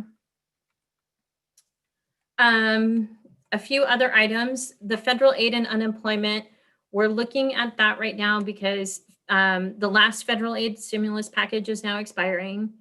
Unemployment for our community members, a lot of our community members that were unemployed back in March are now seeing that unemployment expiring. So they're not seeing that influx and they're not seeing that federal aid supplement to the unemployment. And so trying to understand what that's going to do locally here to our district and community members that we have that could be seeing this loss in income if they're still unemployed, and then also what that does to the statewide revenue.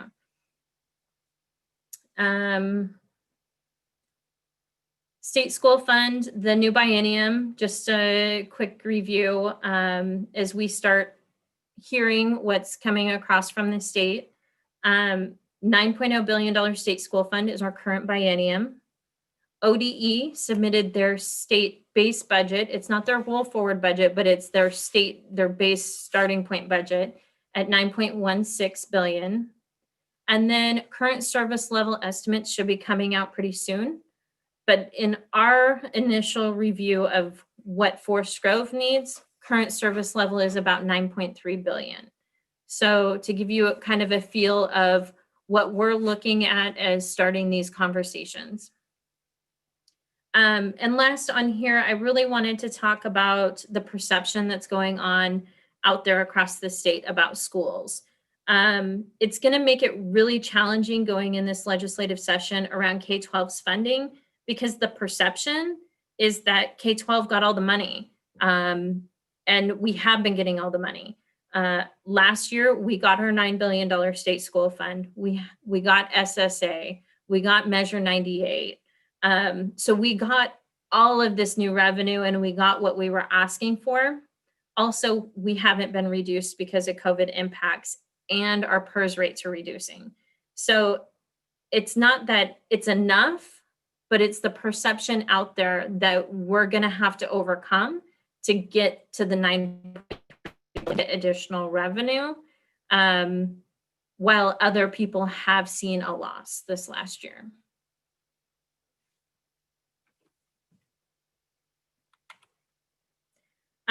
Just a quick update on dates on what's with the legislative calendar. The November 18th revenue forecast is going to come out. Again, the governor's recommended budget, it will come out the first week of December. The legislative session begins January 19th and then should end around June 28th. So little update on dates for the calendar. And then lastly, I wanted to go over a few scenarios with you so you knew kind of what that future planning looks like into the next biennium for Forest Grove. It's starting with the cash flow that I already presented tonight and rolling it forward. It very, very broad, but it gives us a view of what different things are going to do and how it will impact us. This scenario is kind of the optimal scenario. So it's what would be the best thing for Forest Grove. Resources, we do get that $9.3 billion state school fund. What it would mean for us for current service level, we don't see any permanent enrollment loss. And all of our other revenue kind of returns to normalcy. We start getting, building revenue back and other things start to happen. Expenditures, we're able to do a COLA and a step for our staff. We maintain all of our current FTE. We adjust for the PERS rates changing. And then we bring all of our spending back to a normalized budget. So the savings we would have seen from transportation and custodial get brought back up to a full year. What that does to us is it gives us a 5.5% ending fund balance. Knowing normally we save, and this is very kind of broad, 5.5, that's a good starting place to build the budget from. And then year two of the biennium 2022, 2023 would be a 0. So that's kind of our roll forward optimal scenario that we would have and be able to. I vote for that one, Guyleen. I would work with that one any day. I vote for that one. Doing a couple of what ifs against that. So it's taking all of those same assumptions and looking at if we had 100 weights, if we lost permanently 100 weights. Now that's not 100 students because our students are weighted with the demographics and it's about 30% more that we get for poverty, EL, SPED, all of those additional weights. So total weights, 100 lost permanently would bring that 5.5% ending fund balance down to a 4.3% and a negative 2.3%. So you can kind of see what that dollar impact is to us.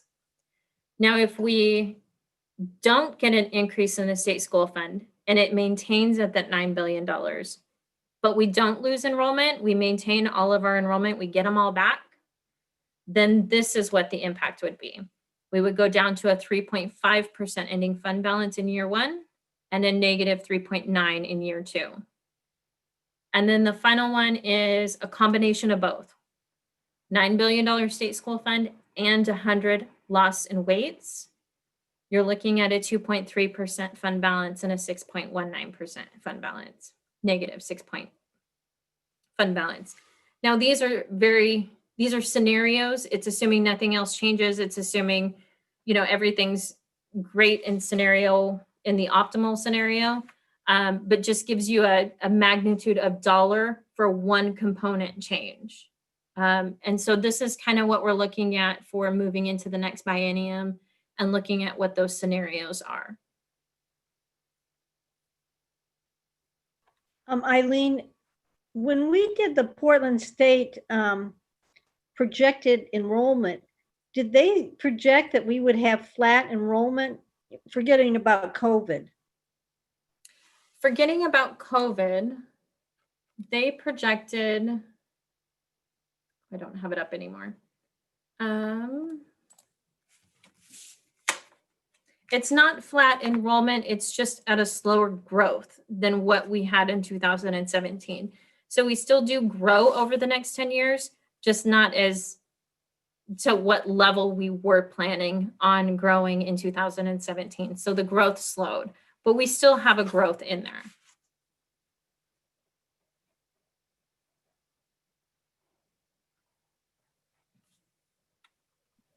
Eileen, are you going to email this presentation to us? I emailed it around 5 o'clock to all board members. So you Okay, have thanks. access to it. And then that is all I have tonight. So I know it was a lot, but feel free to ask any questions, or if you think of them, let me know. Great job. Thank you. Thank you. So, yeah, so the time will tell here in the next 2 or 3 months, really. It will. I was talking to Dave earlier today and last week, and this is one of the hardest budgets and forecasts that I've done, just because there's so many unknowns, and it's going to change tomorrow, and it's going to change the day after that, and just trying to figure out how it plays. In a normal year, I have history. You know, I have, how did we spend our money? How, you know, what was the distribution over the months? You can look at the trends. This year, it's all out the window. And so there's a lot more assumptions built into it, and a lot more guessing and uncertainties. So it definitely will be interesting to see how the year kind of goes, and try to stay on top of it as much as we can. The enrollment is of a particular, it is the biggest driver that we have here. I know we're having, every superintendent right now has the same problem. We're all beginning to have conversations with the state about how they're going to handle this, because it's, every district is seeing this right now. So there's a lot to still come out about enrollments. And I mean, a lot of uncertainty. I have no idea how this is going to play out, but lots of conversations going on.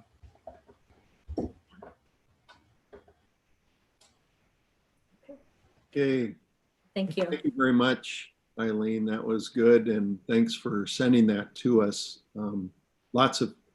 Ton of information there. Thank you. Okay. Next is Mr. Parker talking about SIA agreement. Actually, I think we have enrollment update, and then we'll head into the action items. That's right. Enrollment with John, sorry. No problem. And Eileen kind of stole the thunder. She just went over all the numbers with you, which is great. Thank you, Eileen. We sent this out to you earlier last week, and it's basically what Eileen just shared. This is our October 14th enrollment report, and this is the summary that she just included in her budget calculations compared to budgeted and our actual enrollment. As you can see, we're down 5.9% from the 1920 school year. That equates to 348 students. Again, this is after the 10-day drop. So we picked up 14 kids since the last enrollment report that we brought. Also, we have another report that the board requested, which was the 3-year enrollment change. And I believe Superintendent Parker shared that with you. And it's this document. And what we did is we had Brigitte put it in a bar graph. And it's pulling up now. And you can see the blue bar is 17-18, the red 18-19, yellow 19-20, and 2021 green is this year. And that's September, October, November, December, January, February, March, and so forth. So you can see where we've been historically pretty consistent up until our COVID closure. So that's the 3-year numbers that we were looking at in terms of comparison. I believe Brad asked for that in our last board meeting. So if you didn't receive that, feel free to email me. I can resend both of them for your information. But we are watching enrollment very carefully. We have elementary and secondary principal meeting this week. Tomorrow's elementary, Wednesday's secondary principal. And we're talking about enrollment and tracking down kids and where are we at. I will tell you this, I just had a parent conversation late last week, and they were not satisfied with their online schooling situation. And when we described what our program looks like, they were very interested. So they're definitely coming back in the fall, if not sooner. So we're hearing those anecdotal cases from principals and counselors throughout the district. Our biggest fear is that it takes a while for them to transition back to us. But we are here to accommodate our students. Any questions? Thank you. Thank you. Thank you, John. Okay, let's see. Now we roll into the action items, and the first action item is the superintendent goals from Mr. Parker. So I don't know, Dave, if you have anything to add. I think you're going to probably summarize what you have there. Yeah, we've seen this a couple of weeks. We've seen it twice before, and this time it's coming back. I haven't received any comments on them, so I'm assuming that we're pretty good with them, and we're already off and starting to achieve them. So hopefully we get them approved. Okay. I move that we approve the superintendent goals 2020-21. I'll second. It's been moved and seconded. Any discussion before we call for the vote? Okay, we'll call for the vote. So Narce, Yes. Valerie, Yes. Brad, Yes. Kate, Yes. and I'm a yes as well. So that motion passes. On to the second action item. This is a superintendent evaluation timeline, and it's in the board packet. I guess as I'm looking at it before we make a motion on it, I just wanted to ask Kathy on the timeline. I thought I was looking at it today, and I don't have it. I thought that the results of the evaluation, were the dates correct on that, Kathy? I thought I saw an April date, and I thought we needed to have those evaluation results in March. No, we usually do it, according to Dave's contract, we do it in April and May. We did it a little bit differently this year because of his retirement. Okay. Okay, let me see if I can. But I can look at that and change it if you want to. Well, let me see if I can get to it real quick here.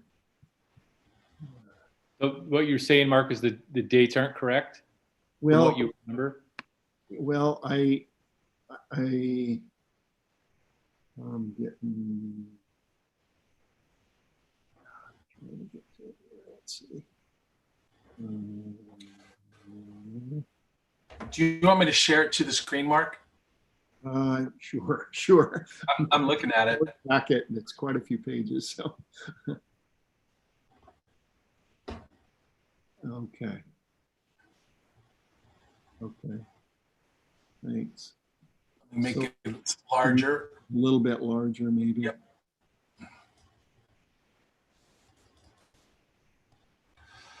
So you got the. Yeah. Okay.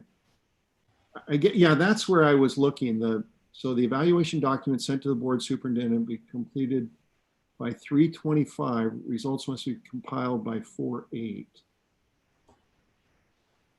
Okay. That gives you guys time him to present, you guys to discuss that type of stuff, but we can change it if you want to. Okay. No, the other board members are okay with that time frame there? Okay. Okay. I'm making more out of it than I need to. Okay. All right. Good enough. So can I make a motion? Yes. Okay, I move that we approve the timeline for the evaluation for the superintendent. A second. Okay. It's been moved and seconded. Any discussion? Hearing none, we'll call for the vote. So I'm a yes. Kate, Yes. Brad, Yes.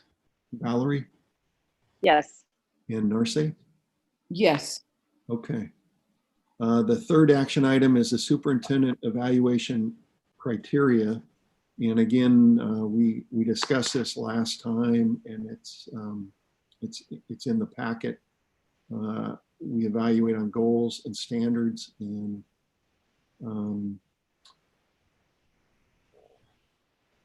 Should I go ahead and make a motion? please, yeah. Okay, I move that we approve the superintendent's evaluation criteria. Second. Okay, it's been moved and seconded. Discussion? Nope. Okay. Narcy, Yes. Valerie, Yes. Brad, Yes. Kate, Yes. and I'm a yes as well. So that motion passes, and that passes. So the fourth action item is the 2021-2022 budget development calendar, and Eileen will speak to that briefly, probably. Thank you, Mr. Everett. Tonight we have the 2021-2022 budget calendar for the board to approve. It was presented at the last budget or at the last board meeting, and it's in the packet for your review. At this time, administration is looking for approval from the board if there's no further questions. Okay, thank you, Eileen. I move that we adopt the budget development calendar of 2021-2022. I'll second that. Any discussion? No? Okay, I'm a yes vote on that. Kate, Yes. Brad, Yes. Valerie, Yes. Narcy. Yes. Okay, that motion passes. And now we get to the student investment account grant agreement with Mr. Parker. So there's, this is the technical contract between us and ODE for our SIA money. It's a lot of boilerplate kind of things. There's three things that we have to do to kind of satisfy that they need us to do for us to be able to receive our money. One is we have to make this grant proposal available in the main office and on our website. We need to allow for public comment, which we're about to do in just a couple of minutes. And then we've got to share it at this board meeting, and then you need to approve it. It's pretty standard. The actual contract, I don't think is, there's nothing that I see. It's pretty standard for what we typically sign with our different agents. The thing that I think is a little bit interesting that I'll just draw your attention to is in the exhibits near the end. They'll talk a little bit more about SIA, but specifically there's the SIA progress markers and 6 changes that they expect to see, 6 changes that they like to see, and 3 changes that they would love to see. We're often working on various components of those, but 15 elements is that's a little challenging. So especially in our pandemic year, but I just wanted to draw your attention to those because those will definitely be some things that we're working on to demonstrate that we're off and rolling on it. Other than that, I would recommend that we approve our grant and move forward. Thank you, Dave. Are there any public comments regarding the student investment account grant agreement? I have a question, Mark. Yes. What is the dollar amount that we'll receive, Dave? Currently, we're set for like $1.5 million. That's not exactly the right number, but that's the basic gist. I want to say it's 1.552, but I'd have to dig into our spreadsheet to get the exact number. And Mark, there's no public comments. Thank you. Any other questions for Mr. Parker before we? Okay.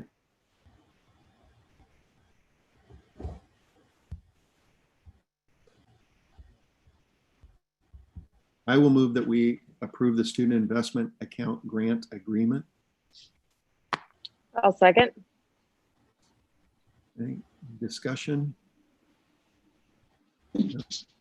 Okay, so I'm a yes. Kate? I'm a yes. Brad? Yes. Valerie? Yes. Narce? Yes.